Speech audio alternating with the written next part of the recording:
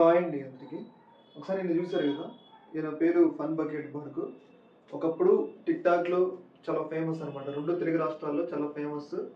ఒక మంచి స్థాయి ఎదిగిండు. సినిమాల్లోకి వెళ్ళే స్థాయికి కూడా ఎదిగిండు. కాపోతే ఆయనకొచ్చిన ఫేమ్‌ని సరిగ్గా వినియోగించుకోలేక ఒక అమ్మాయితో సంబంధం పెట్టుకుండు. ఒక చిన్న పాప. 14 ఇయర్స్ పాపతో సంబంధం పెట్టుకుంటే ఆ పాపకి ప్రెగ్నెంట్ అయింది. దాని ద్వారా ఏంటి అంటే ఆ పాప తల్లిదండ్రులు కేసు పెట్టారు.